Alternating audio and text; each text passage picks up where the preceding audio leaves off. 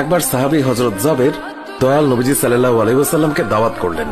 নবীজি সাহাবীর দাওয়াত কবুল করলেন। হযরত জাবের খুশিতে আত্মহারা হয়ে বাড়িতে চলে গেলেন। বাড়িতে গিয়ে স্ত্রীকে খোঁজ খবরটা দিলেন আর মেহমানদারির জন্য প্রস্তুতি নিতে লাগলেন। বড় ছেলে আব্দুল্লাহকে নিয়ে খাসি জবাই করে অন্য কাজে যখন হযরত জাবের ঘর থেকে বাইরে গেলেন, ইতিমধ্যেই হযরত জাবেরের ছোট ছেলে ঘুম থেকে উঠে খাসি তালাশ করতে লাগলো। বড় ভাই তাকে জানায় খাসিটিকে জবাই করা হয়েছে। ছোট ভাই বায়না ধরল, খাসি কিভাবে জবাই করে আমাকে তা দেখাও। অগত্যা বড় ভাই ছুরি হাতে করে ঘরের পেছনে গিয়ে বলল, এখানে জবাই করা হয়েছে। ছোট ভাই জানতে চাইল কিভাবে। বর্ণনা করে বোঝাতে না পেরে অবশেষে বড় ভাই বলল, তাহলে তুমি মাটিতে শুয়ে পড়ো, আমি তোমাকে দেখাই। ছোট ভাই মাটিতে শোয়ার পর বড় ভাই তার গলায় ছুরি চালিয়ে জবাই করার নমুনা দেখাতে গিয়ে ছোট ভাইকে সত্যি সত্যি জবাই করে ফেলল।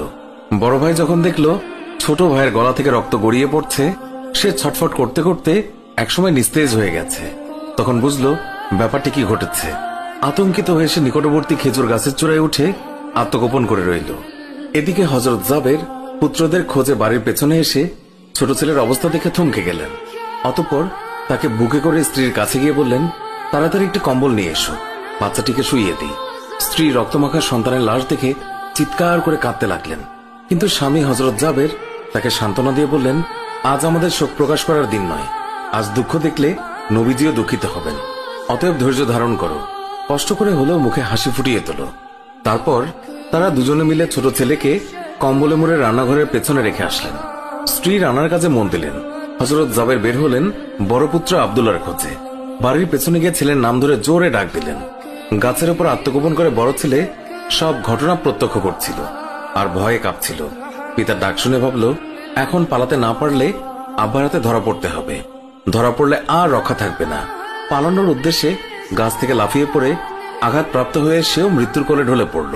পিতা কাছে গিয়ে দেখেন আব্দুল্লাহর দেহে প্রাণের স্পন্দন নেই। বড় ছেলেকে কোলে তুলে তিনি বাড়ির ভেতরে আসলেন। স্ত্রীকে বললেন আরেকটি কম্বল নিয়ে আসার জন্য।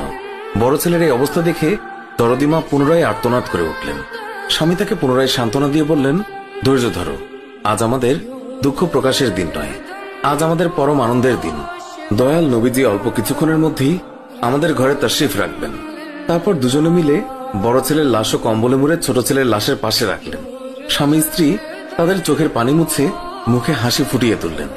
হযরত জাবের বাড়ির সামনে দাঁড়িয়ে নবীজির আগমনের অপেক্ষা করতে লাগলেন।